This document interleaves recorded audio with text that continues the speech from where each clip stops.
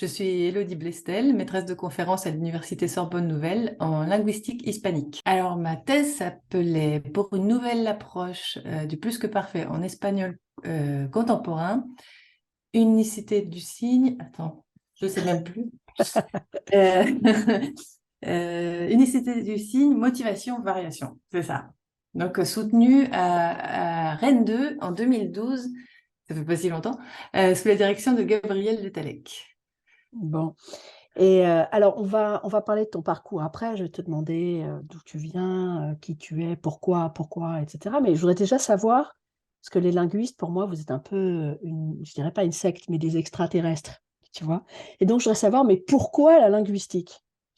Ah, ça, je le savais pas, moi non plus, longtemps que c'était la linguistique qui me plaisait, mais j'étais très attirée par les langues, ça remonte à loin, enfin, j'avais envie d'apprendre des langues étrangères, et, et quand j'ai découvert, quand j'ai découvert les cours, parce que, voilà, après je vais expliquer mon parcours, mais quand j'ai découvert des cours de linguistique, je me suis dit, c'est ça.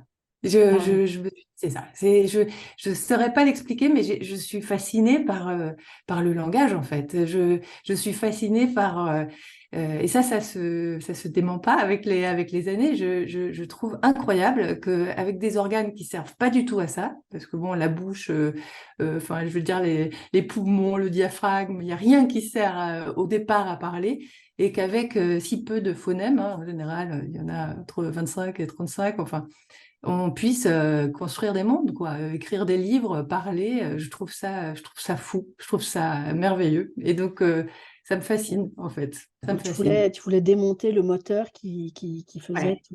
Bon. Alors, Chose que venons-en. j'ai pas réussi à faire, mais bien sûr, mais ouais. Ah bah, Ah ouais. tu continues à chercher.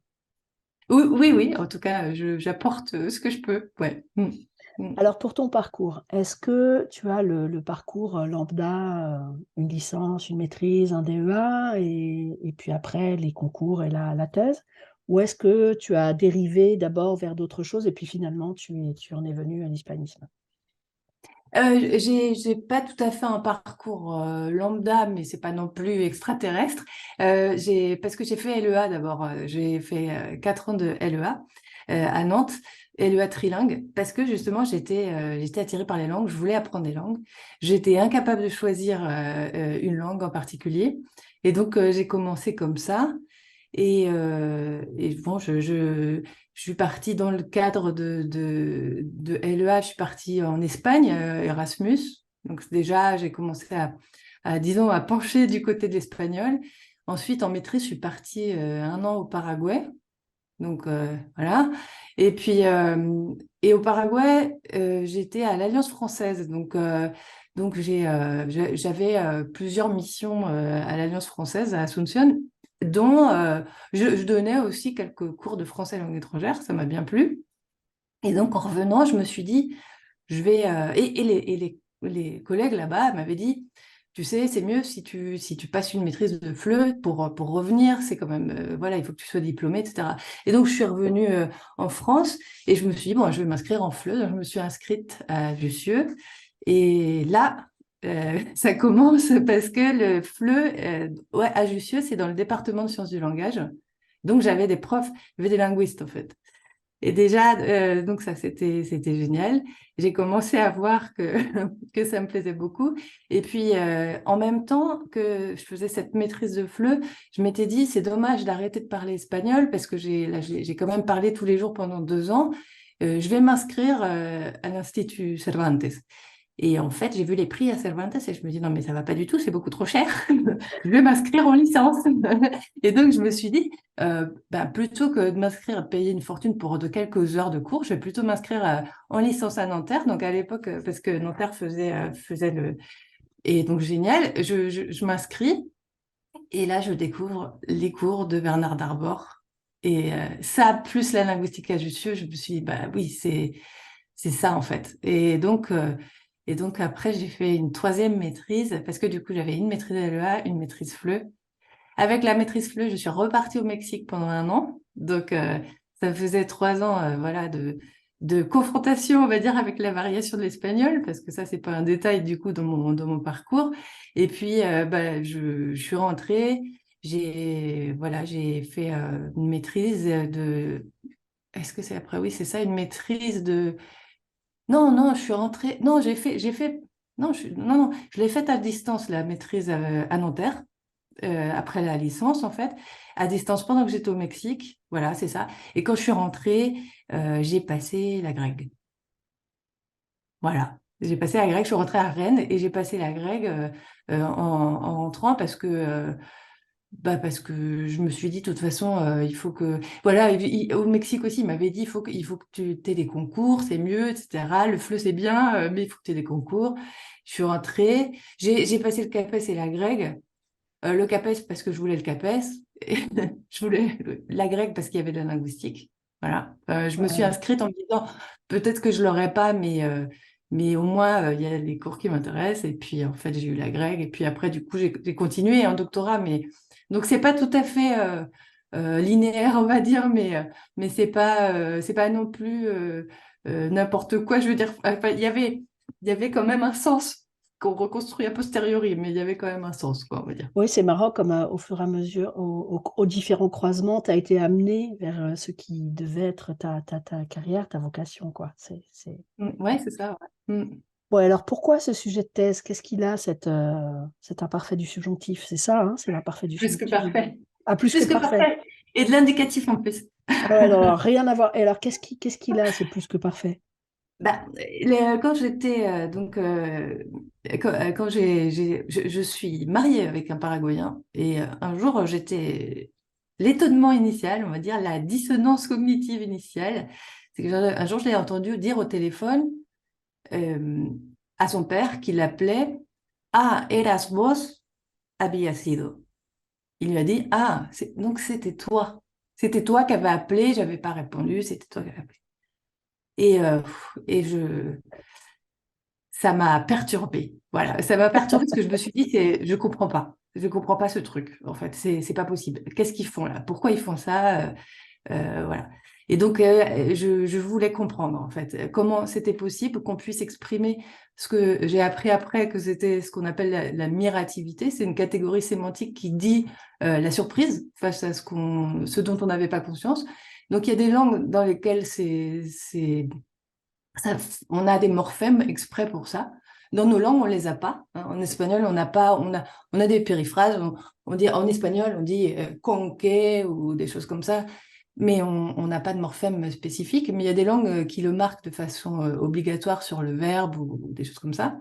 C'est le cas du guarani, en fait. Et donc, au départ, ce que j'ai trouvé, c'est cet emploi du plus que parfait en espagnol paraguayen c'est le Guarani. C'est dû au Guarani. C'est un calque. Mais ça ne me plaisait pas. Enfin, je ne comprends pas. Je me dis, bah, oui, si c'est un calque, très bien. Mais donc, si c'était un calque, ils ont donc traduit à un moment donné. Et moi, avec ce que je sais du plus que parfait, je ne comprends pas pourquoi ils ont choisi le plus que parfait pour traduire ça. Je ne vois pas le rapport. Parce que pour moi, le plus que parfait, c'est pour dire quelque chose qui s'est passé avant quelque chose.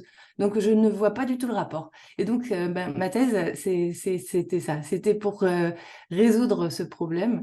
En fait, je me suis dit, bon, bah, qu'est-ce que c'est que ce plus que parfait là? Voilà, en gros, c'est ça. Et donc, je suis partie de cette bizarrerie, mais du coup, ça m'a fait remettre en question tout le temps, le mode, l'aspect, tout ce qu'on dit du plus que parfait, tout ce qu'on croit être le plus que parfait. Et donc, j'ai observé aussi le plus que parfait dans sa variation diatopique. Et donc, je me suis aperçue que c'était pas un cas isolé et donc, j'ai fait l'hypothèse que le plus que parfait faisait surtout autre chose que ce qu'on croit, quoi. Donc, voilà. Donc, j'ai remis en cause les catégories modales, temporelles et aspectuelles qui caractérisent le plus que parfait pour expliquer cette variation. Alors, Mm. comment tu as travaillé, en fait? Tu t'es fait un corpus à partir de quoi? Eh ben, mon corpus, justement, en fait, j'ai classé un peu les emplois, les effets de sens entre les effets de sens qui ont l'air temporels, d'autres modaux, etc. À partir aussi de la littérature, donc j'ai cherché un peu partout. Je me suis pas concentrée que sur le Paraguay, hein. J'ai vraiment voilà, pris des exemples et réuni des exemples que je classais en fonction de ce qui me semblait être l'effet de sens. Mais en fait, mon corpus était surtout construit en fonction de ce que je voulais déconstruire. C'était plus ça. Je cherchais à chaque fois, finalement, à chaque fois qu'une recette était proposée pour ce plus que parfait, j'essayais de la, de la, de la mettre à l'épreuve avec ce que je trouvais en espagnol. Et donc, ça m'a permis de petit à petit de défaire tout ce que, et d'arriver au signifié que je croyais être le signifié du plus que parfait. En tout cas, c'était la thèse proposée, quoi. Et parce que dans la littérature, tu en as trouvé beaucoup des exemples du plus que parfait comme ça? Alors, dans la littérature paraguayenne, oui, il y en a, hein. Il y en a en Argentine aussi. Il y a aussi dans les Andes, pour des raisons autres d'ailleurs. Il y a aussi de l'admirativité et c'est lié aussi à l'évidentialité, qui est une autre catégorie connexe. L'admirativité, c'est pour dire la surprise, et l'évidentialité, c'est pour dire la source de l'information. Et c'est vrai que dans les langues amérindiennes, c'est commun que soit marquée l'évidentialité dans la langue. En fait, ils sont obligés de dire comment ils ont eu la formation. Et donc, comme parfois le fait qu'on n'ait pas eu l'information de façon directe fait on n'a pas conscience de l'information, c'est lié Mm. avec cet effet de surprise. Et donc, on retrouve ces emplois, mais il y a aussi du passé composé qui peut servir à dire l'évidentialité. On trouve ça dans les ondes notamment. Donc, il y a pas que le plus que parfait, mais c'est quand même quelque chose qu'on retrouve. Et qu'on emploie aussi même, on va dire de façon moins évidente et moins surprenante, mais même en Espagne, on peut dire, t'avais pas arrêté de fumer, toi? Je comprends pas. Là, je te vois fumer, mais t'avais pas arrêté. Donc finalement, le avait arrêté, là, c'est un emploi du plus que parfait qui a pas tout à fait le même sens que celui qu'on lui prête habituellement, quoi. Donc voilà. Mais alors, dans la littérature, parce que là, tu sais, moi, tu me lances sur la littérature, pour le coup, ça éveille des tas de curiosités. C'est connoté, c'est des narrateurs ou des personnages particuliers dans un contexte particulier, ou il n'y a pas du tout tu vois, de frontières il n'y a pas de jeu Ça sur dépend. l'écriture avec ça, en gros. C'est ça que je veux dire. Euh, Par exemple, les emplois qu'on trouve, les emplois impersonnels qu'on trouve, style había sido, que era, blablabla, ça, c'est pas du tout perçu comme une bizarrerie là-bas. En Argentine, on les trouve dans la littérature, en Argentine, au Paraguay d'ailleurs, parce que la syntaxe est quand même normative, on va dire, et donc ça surprend personne. Et c'est même surprenant de voir à quel point les gens n'ont pas conscience qu'il s'agit là d'un emploi qui est différent en fait par rapport à ce que dirait un espagnol au hasard. Mais en revanche, ce qu'on appelle l'adverbialisation de habiacido, qui est propre au Paraguay, qui est vraiment une syntaxe très bizarre, parce que là, c'est comme si habiacido devenait un adverbe en fait. Hein, c'est eras vos habiacido, je mets une virgule et habiacido, non? Où, euh, où on peut l'intercaler un peu partout, comme un adverbe, il est extra propositionnel. Et là, non, ça, on ne le trouve pas. On le trouve pas. On peut le trouver dans des dialogues où, effectivement, parce que là, c'est senti comme parler, quoi, comme plus familier. Comme plus familier. Donc, Et alors, donc, non. dans ton corpus, tu avais de la littérature, et puis quoi, tu as fait des espèces d'enquêtes Les de journaux. terrain. Ah, les journaux, Les oui, bien journaux, sûr. beaucoup. Énormément. Bien Énormément de sûr. journaux. Ouais, ouais. D'accord. Ouais, ouais. Oui, je suis allée sur le terrain grâce à la SHF, d'ailleurs. Je suis allée sur le terrain. À Bon, la alors, bourse. au terme de ce travail, est-ce que tu as fait la paix avec ce problème parce que tu as dit, ah là là, quand je l'ai entendu dire ça au téléphone, j'étais sciée, je n'étais pas contente, je voulais comprendre, machin. Donc, est-ce qu'au moins ces 300, 400, 500 pages de thèse t'ont mis Ouais. en paix avec cette question? Ouais, quand même, ouais, ouais, ouais, ça m'a permis de résoudre des trucs, mais j'ai ouvert d'autres problèmes. En même temps. Donc, j'ai découvert d'autres problèmes. Finalement, déjà que c'est pas évidemment pas un cas isolé, et surtout ça m'a amené à repenser petit à petit. Bon, ça a pris des années, mais à repenser la question des langues, en fait, Ouais. du contact de langue. Parce que on a l'impression que c'est des systèmes fermés, opaques, hyper. Voilà, qu'on traduit, on va dans un sens et puis dans l'autre. Et c'est pas du tout ça. Ce qui se passe, c'est pas du tout ça. Et surtout, c'est que enfin, le mystère qui reste, enfin, à la fois un mystère et pour moi, un sujet de réflexion, c'est le signifiant, ce que fait le signifiant. En fait, le signifiant qui est choisi n'est pas anodin et probablement à plus avoir, enfin, est moins arbitraire qu'on ne croit, en fait. Et c'est par rapport à ça que ça m'a ouvert plein de pistes de recherche, en fait. Alors là, j'étais tentée de te dire, bon, alors sur quoi tu travailles actuellement? Puis finalement, ma question, je vais la modifier. Quels sont tes problèmes aujourd'hui? Mes problèmes. euh, Mes problèmes, c'est toujours le signe en fait. C'est toujours le signe. La relation entre le signe et la cognition, je dirais même. Et la façon euh, dont finalement, là, disons que ça va plus loin parce que finalement, ça m'amène à tirer le, le, le signe linguistique dans un ensemble de pratiques sémiotiques plus larges. Donc, ça reste quand même dans le champ de la sémiologie, mes problèmes, mais aussi de la variation. Et la variation, notamment en Amérique, puisque c'est le terrain mon terrain de prédilection. Et donc finalement, ça reste un problème, hein. C'est pour ça que je disais, je n'ai pas résolu. Disons que la question du plus que parfait, j'en sais plus qu'avant. J'y vois plus clair qu'avant. Et j'ai compris des choses, mais évidemment, c'est jamais terminé, tout ça, c'est clair, quoi. Mm. Bon, donc en fait, c'est un horizon global de questionnement, mais tu n'as plus comme ça un plus que parfait ou un temps ou je ne sais pas quoi qui continue à te hanter en te disant celui-là, je ne le comprends pas, celui-là, je ne le comprends pas. J'ai d'autres choses qui me hantent. Si, j'ai d'autres choses qui me hantent, mais de toute façon, c'est toujours. Enfin, je ne sais pas si tout le monde fait ça, mais moi, j'ai toujours. Quand je cherche, enfin, quand je me lance dans des quêtes comme ça, c'est toujours à partir de quelque chose que je ne comprends pas. Quelque chose qui me surprend et du coup, il faut explorer parce que ça va à l'encontre de mes croyances, en fait. Parce que c'était ça, c'est vraiment ce qu'on appelle une dissonance cognitive, quoi. C'est ça. Ouais, c'est ça. En général, quand je pars même pour des articles, hein, je veux dire, hein, c'est toujours quelque chose que j'ai besoin de comprendre. Mm. Du coup, c'est ça qui fait que je vais explorer un sujet. En Donc général, ouais. tu fais partie de ces gens qui sont toujours les oreilles Ouais, bien ouvertes pour écouter ce que les autres disent et tu ouais. interpelles en disant, ah mais attends, tu viens de dire ça, etc. Ouais, alors, pas ça, je le fais pas parce que ça peut être quand même un peu désagréable. Puis bon, alors, parfois, je n'entends pas, hein, je suis pas toujours, peut-être que je suis pas toujours disposée à entendre. Ouais. Parfois, parce que parfois, je m'aperçois de certaines choses alors que je les ai toujours eues dans mon environnement, mais ce jour-là, pourquoi je m'en aperçois, je sais pas.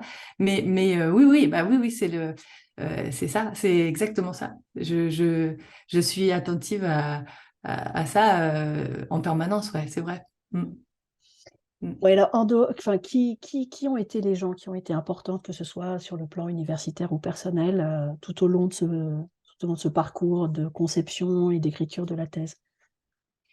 Les gens importants, je dirais que c'est les gens en gros du séminaire du Gerlis. Donc à Paris 3 à l'époque, il y avait un séminaire le samedi matin auquel ma directrice de thèse m'a emmenée, hein, quand j'étais petite. Elle m'a prise par la main et m'a dit, voilà. Et, euh, et donc c'était un séminaire où on se retrouvait finalement assez nombreux, des collègues qui venaient aussi de province. Donc moi, j'y allais depuis Rennes avec ma directrice. Il y avait des collègues de Nantes, de Rouen, enfin d'un peu partout. Et puis les collègues parisiens, Paris 4, Paris 3 et puis ailleurs. Et donc c'était le fameux séminaire de la linguistique du signifiant. Et ces gens ont été pour moi, ces collègues ont été pour moi hyper importants en fait. Ils le sont encore parce que j'ai appris énormément en les écoutant. Et je me rappelle parfois quand je vois les doctorants, je me souviens à quel point je comprenais rien de leurs disputes. Ouais, parfois, je le regardais scruper le chignon pour des interprétations, pour des choses comme ça. Et je me disais, ouais, ça a l'air compliqué, mais je comprenais pas tout. Mais finalement, c'est voilà, en écoutant et en partageant avec ces gens-là que j'ai énormément appris et que ça m'a énormément stimulé. Donc je dirais quand même plutôt ce groupe-là, ouais, ce groupe-là. Donc aujourd'hui, tu fais partie de ceux qui se crêpent le chignon. Ben ouais, mais en général gentiment quand même, mais oui, on peut avoir des accords, mais oui, ce qui se crêpent le chignon, puis aussi qui se prennent la tête sur des trucs. Euh, c'est ça parce que finalement, c'est ce qu'ils m'ont appris, je dirais. Et c'est là-dessus que je leur suis vraiment reconnaissante, c'est qu'ils avaient une exigence théorique qui était folle et qui était pour moi hyper fascinante parce que finalement ce dont, enfin, tout ce que je croyais être des vérités absolues, en tout cas en linguistique, n'en était jamais. Donc tout Mhm. était questionné en permanence, tout était. En même temps, je pense que ça vaut dans toutes les disciplines, c'est-à-dire l'hygiène de base, c'est de se poser des questions. Enfin, même sur les choses les plus qui paraissent les plus évidentes. Mais finalement, c'est ce qui m'ont appris, c'était de, voilà, de toujours questionner et de se poser des questions. Et à la fois, c'était pas non plus stérile parce qu'il y avait quand même cette dynamique de groupe, hein. On avait l'impression que finalement, chacun apportait un peu sa pierre selon les sujets d'intérêt, etc. Mais chacun faisait finalement avancer la, Mhm. la- la dynamique collective en apportant ses réflexions. Alors évidemment, quand on est doctorant, on est un peu spectateur, c'est normal au départ. On a besoin de grandir pour ça, mais pour prendre un peu d'assurance et puis pour pas dire trop de bêtises aussi, je pense. Mais ça, c'est vrai que c'est quelque chose qui m'a formée et que je pense qu'elle est hyper importante. Enfin, cette impression d'appartenir à quelque chose qui va au-delà de soi, c'est hyper important parce qu'on est quand même très seul quand on fait de la recherche. Et donc ces moments-là enfin, ça paraît une évidence. C'est vrai que c'est pardon, quelque chose qu'on répète souvent, mais c'est quand même, pardon, c'est quand même très stimulant, quoi. Oui, bien sûr. Puis l'idée de transmission, d'être dans l'atelier pour apprendre le geste, etc. Moi, c'est vrai, on a été nombreux comme ça à être formés à Paris 3. Moi, c'était le CRICAL. Mais oui, oui, parce que j'ai fait ma thèse à Paris 3, j'ai été monitrice et ATER, donc je connais bien la maison. Et c'est vrai que maintenant, je connais moins, mais à l'époque, il y avait une importance donnée à la transmission dans cette université, c'est vrai. On formait les jeunes Ouais, ah bah enseignants-chercheurs. totalement, Oui, totalement. Ouais, tout à ouais, fait. c'est ça. Bon, j'imagine que tu as eu des difficultés pour faire cette thèse. Alors, outre le fait que tu étais torturé pour arriver à mettre les ronds dans les ronds, les étoiles dans les étoiles et les carrés dans les carrés, si j'ai bien Mhm. compris, quelles ont été ces difficultés qui seraient spécifiques à ton sujet et puis des difficultés d'ordre peut-être plus général? Et puis, quelles sont les solutions que tu as trouvées pour les dépasser ou accepter que tu les résoudrais jamais et que ce n'était pas bien grave? Oui.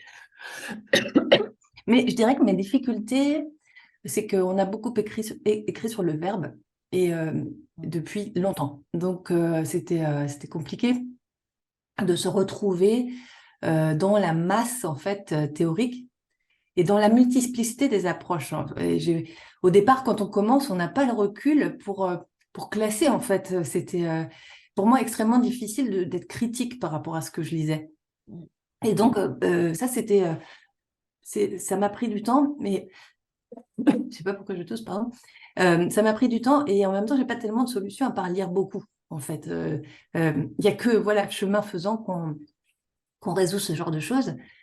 Euh, Difficulté, bon, le temps, c'est évident. Je travaillais, bon, ça, je crois que c'est aussi le lot de beaucoup de monde. Je travaillais, j'avais eu la grecque, donc j'ai fait mon mon stage. Et puis après, j'ai quand même eu la chance d'avoir un poste d'ATER à Rennes. Mais bon, c'était quand même, voilà, je travaillais à temps plein, quoi. Puis j'ai eu 2 enfants aussi, accessoirement. Donc, ça faisait, bon, je dormais pas beaucoup. Donc, c'était le manque de temps. Mais je dirais, oui, c'est ça. J'avais l'impression d'être complètement euh, plongée à chaque fois que j'ouvrais un tiroir, j'avais encore plein de lectures à faire et ça, c'est hyper angoissant parce que j'avais l'impression que je finirais jamais et de fait, je n'ai pas pu finir, mais c'est de lire tout ce qui avait été fait sans plus que parfait, mais à la fois petit à petit et aussi avec l'aide de ma directrice de thèse et puis des personnes plus aguerries, on va dire, j'ai quand même été guidée dans la masse, mais ça c'était très très difficile. Et puis il y a aussi ce que j'ai trouvé difficile, c'est de se sentir légitime. Alors ça, c'est peut-être un problème propre à ma personnalité, mais j'avais beaucoup de mal à accepter, parce qu'au bout d'un moment, il faut publier, il faut au moins aller dans un colloque, présenter le résultat de ses recherches.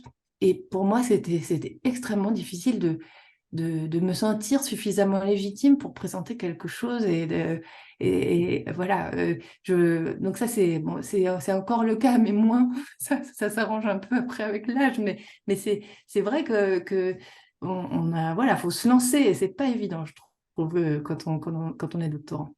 Et puis après il y avait aussi des problèmes euh, alors, mais écrire aussi, la page blanche, terrible, terrible. Ouais, elle est restée blanche très longtemps dans mon cas. J'ai écrit vraiment à la fin, j'avais peur, j'avais du mal. Et j'avais l'impression fausse qu'il fallait que tout soit prêt pour que je m'y mette, alors que bon, maintenant je travaille quand même moins comme ça. Enfin, maintenant j'écris des bouts, quoi, et puis je fais après la couture, on va dire. Mais donc ça c'était très compliqué. Et oui, de façon générale, se lancer et s'organiser aussi. J'ai trouvé que c'était difficile d'organiser les lectures, parce qu'on fait des fiches de lecture, et puis après, quand on commence à élaborer notre pensée, on dit merde, j'ai lu ça, enfin, faut être hyper organisé, et ça, on apprend aussi en grandissant, on va dire. Maintenant, je suis quand même beaucoup mieux organisée qu'avant, ça c'est clair, quoi. Mais ça, c'était une difficulté de la thèse, et c'est pas des choses peut-être qu'on pense à dire aux étudiants de façon aussi explicite, de dire fais des fiches, fais comme ci, fais comme ça. Finalement, c'est quand même important, je crois. C'est quand même important de façon très pragmatique de savoir organiser le fruit de ses lectures parce que au départ, on a l'impression qu'on va se rappeler de tout, puis en fait, au bout de quelques mois de lecture, évidemment, on oublie, quoi. Et alors, Donc en gros, pour ton problème d'angoisse de la page blanche, enfin, les difficultés que tu as à écrire, comment tu as fait? Alors, tu as réglé le problème en écrivant depuis le début, en te disant, c'est pas grave, je vais écrire un bout que j'arrive à écrire, et puis après, je me débrouillerai pour que ça fasse sens en faisant grossir la boule autour, etc. Comment t'as géré ça? j'ai J'ai fait comme souvent d'ailleurs, c'est que il fallait que je finisse quoi.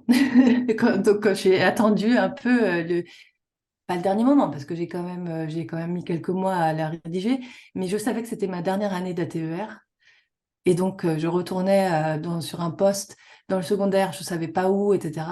Et je me suis dit, de toute façon, si je la finis pas maintenant, ce sera. Donc j'ai mis 5 ans. Si je la finis pas maintenant, je la finirai jamais. Et donc ça m'a obligée à y aller, quoi.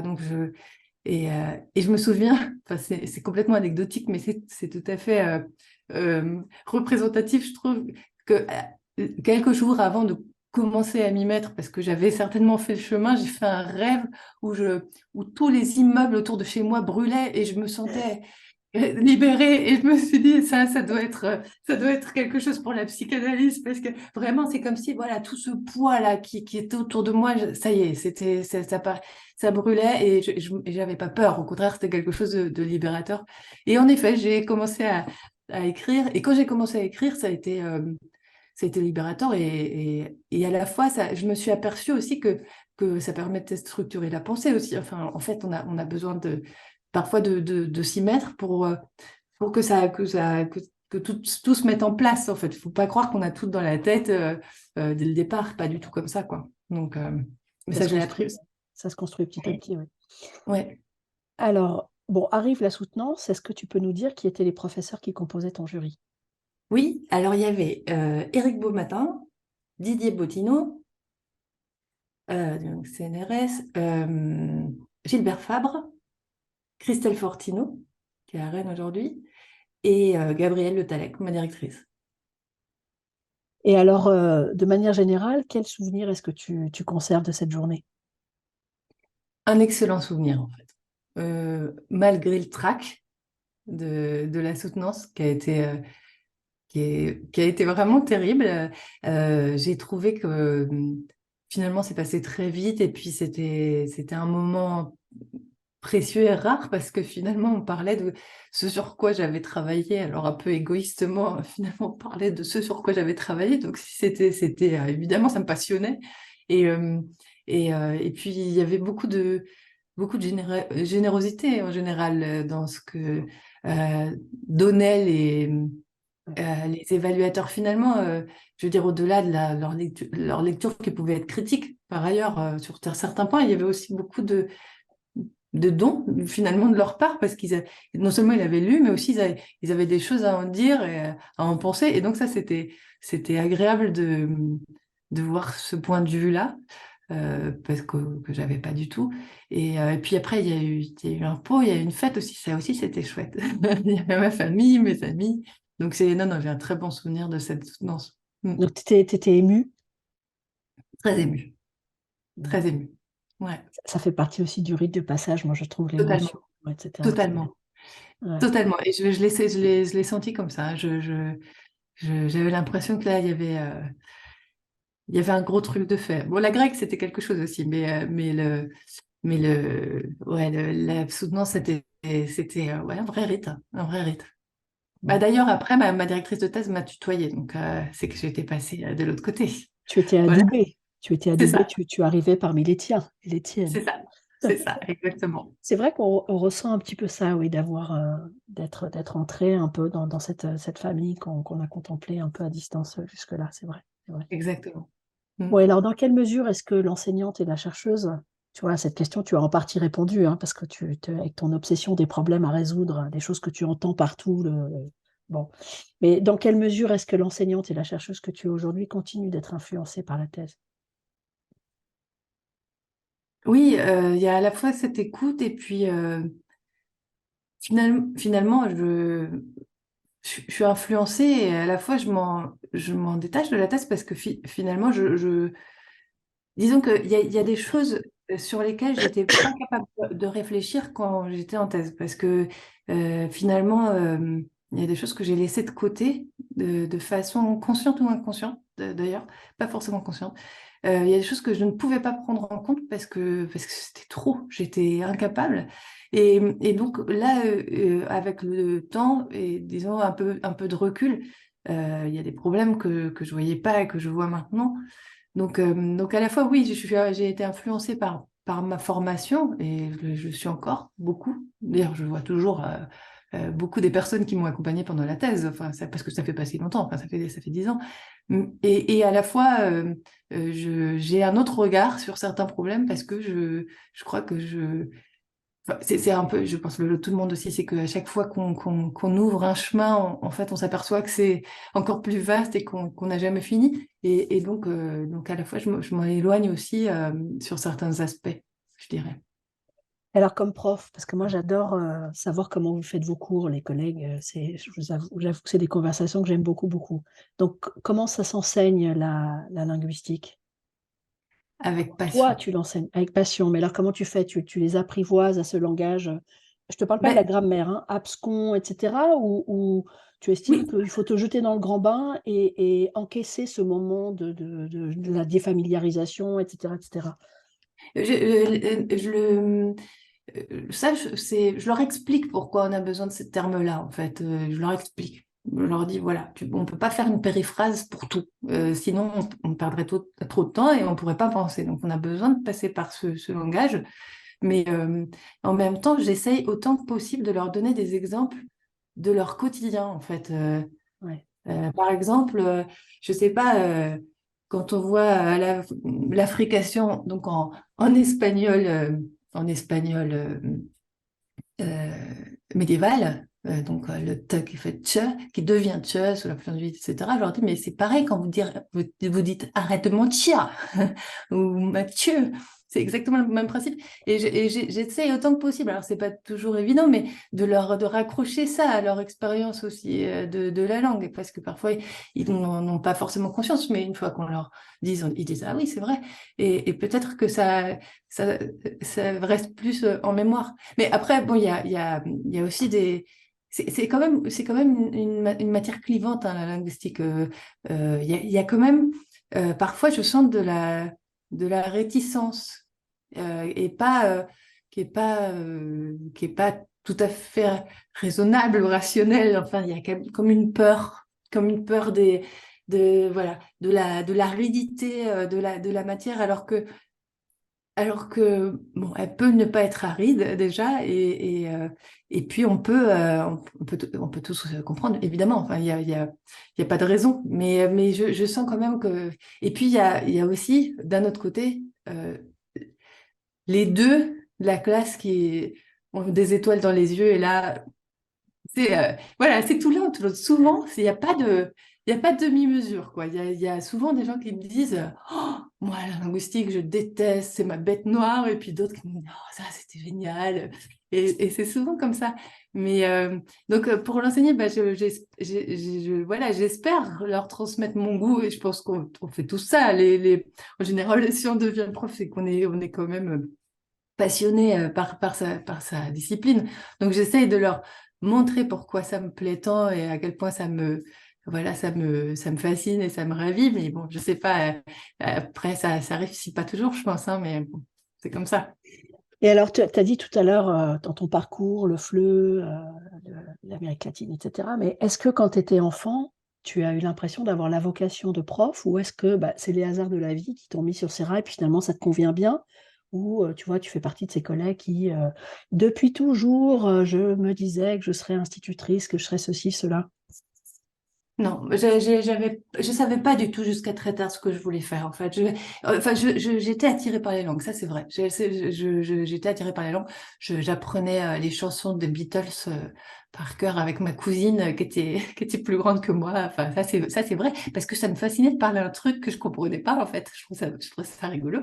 Ça faisait et si je me suis rappelé que j'avais demandé à être abonnée à Sciences et Vie Junior parce que il y avait la rubrique étymologie au début. Et donc ça me plaisait aussi. Mais je ne savais pas que c'était de la linguistique. Mais ça, je me suis rappelé après coup que je me jetais dessus pour voir la rubrique étymologie.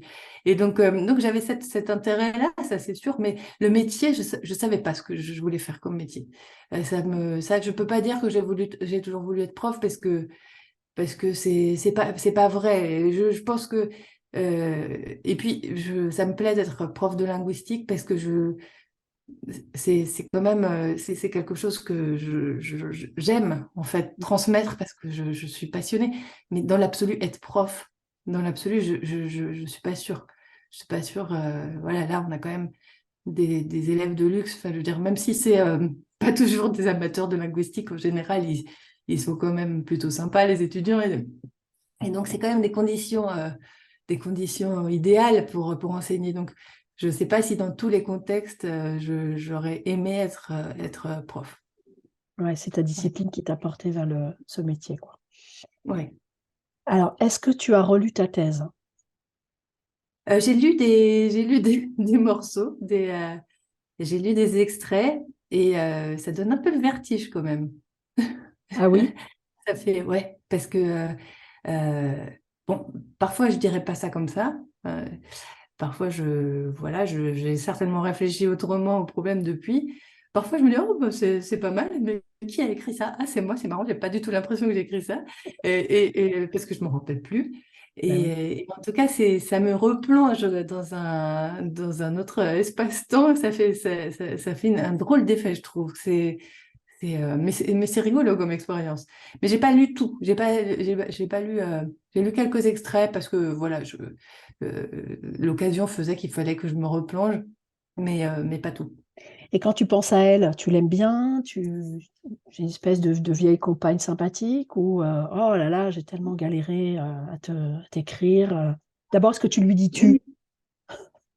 Je lui parle pas souvent, c'est vrai ça. Je lui parle pas trop, mais euh, non, disons qu'elle a ses imperfections, mais elle correspond à une étape de ma vie, donc j'accepte très bien. Et, euh, et c'était une bonne expérience en fait, hein, pour moi. C'était pas, je veux dire, euh, ça s'est pas fait. Évidemment, c'était un peu de souffrance, mais ça c'est lié c'est ce que je disais tout à l'heure, hein, c'est lié un peu à ma personnalité, à mes insécurités, des choses comme ça, et à ce que ça représentait aussi. Euh, et euh, J'en ai pris conscience après coup parce que on met dans la thèse, euh, dans ce, parfois, je parle pas pour tout le monde, en tout cas pour moi, on met dans la thèse beaucoup plus de choses que la thèse elle-même. Je veux dire, symboliquement, ça représente beaucoup de choses qui peuvent être lourdes à porter et qui peuvent aussi être un peu paralysantes. Et je le vois avec d'autres travaux que j'ai pu faire après, où il n'y avait pas toute cette dimension symbolique, rite de passage, etc., où je vois que c'est quand même moins difficile à Mm. vivre. Donc pour ces raisons-là, oui, euh, c'était quand même quelque chose d'un peu angoissant, mais que j'ai pas un mauvais souvenir. J'ai pas un mauvais souvenir de la thèse et c'était plutôt heureux. Et puis ça s'est bien passé, hein, globalement, ça s'est très bien passé. J'étais très bien accompagnée aussi. Ça, il faut le dire. J'étais très soutenue par ma directrice et par un ensemble de collègues autour ça, c'est hyper important. Je pense que c'est même fondamental. Et elle est où ta thèse chez toi? Elle est dans les étagères de la bibliothèque. Ah, elle n'est pas remisée dans je ne sais pas quelle cave ou quoi. Non, non, elle est à disposition, ouais. Elle est là. D'accord. De temps en temps, tu passes devant. Ouais. Ouais, ouais, ouais. Et Bon. avec plein d'autres thèses, cela dit, hein. Avec d'autres des trucs qui ne sont pas les miennes, hein, bien sûr, mais donc on la voit pas forcément. Elle est pas saillante non plus, quoi. Et à part de faire des fiches et bien organisées pour pas perdre une référence, hein, quels sont les conseils que tu donnes, que tu donnerais à de jeunes doctorants? Il y a un conseil, bah, tu vas peut-être trouver ça bête, mais en fait, si j'avais su ça, moi, ça m'aurait changé la vie. Mon conseil, c'est Zotero, en fait. Parce que la bibliographie, à la fin de la thèse, quand on n'a plus le temps et qu'il faut rendre le truc, oh, ça, c'est affreux, quoi. Ça, et Zotero, c'est super, vraiment. Et en plus, je me souviens qu'on avait eu à la BU, on avait eu une formation Zotero. Moi, j'écoutais d'une oreille distraite. J'avais pas compris à quel point c'était. Et donc là, non, même en maîtrise, enfin, en master, à la limite, même en mémoire de master, Zotero, quoi. Parce que en plus, ça permet de faire des fiches, ça permet de prendre des notes. Enfin, il y a plein de fonctionnalités. Mais pour faire la bibliographie, donc, je leur donnerais ce conseil très, très pratico-pratique, mais ça, ouais.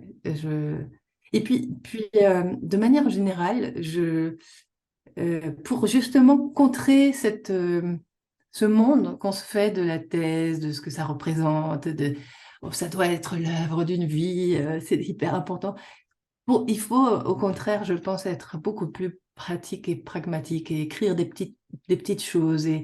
Et vraiment, on s'aperçoit en le faisant que c'est pas si enfin, c'est pas que c'est compliqué, mais c'est compliqué dans l'absolu. Mais finalement, en découpant les tâches et en faisant bout par bout, on y arrive et on est parfois surpris de la vitesse à laquelle on va en faisant comme ça. Donc, voilà, j'aurais tendance à leur dire de dédramatiser un peu, voilà, de faire redescendre un peu la chose. Mais après ça, c'est parce que je pars du principe qu'ils font comme moi et qu'ils s'en font toute une montagne, alors que bon, peut-être qu'il y a quand même des doctorants qui sont un peu plus sereins, je ne sais pas. Mais Zotero, c'est quand même un conseil que je donnerais, ouais. Ouais, voilà. Zotero, ça, Sotero. ah ouais, Zotero. Après, je suis pas commissionnée par Zotero. Il y a peut-être d'autres logiciels qui font le même boulot, mais non, Zotero, c'est génial. Ça change la vie. Se faire aider. Bon. Et alors, Ouais. pour finir, est-ce que tu veux bien nous lire la première phrase de ta thèse, ou la deuxième, troisième, si tu as besoin d'un bloc pour t'expliquer? Parce qu'après, je vais te Ouais. demander de nous faire un commentaire de ce début. Ok. Alors, j'ai la thèse ici. Elle est quelle couleur, ta thèse? Ah, je peux la montrer. Ouais. C'est les pages, c'est Oh, c'est joli, comme ça. ça.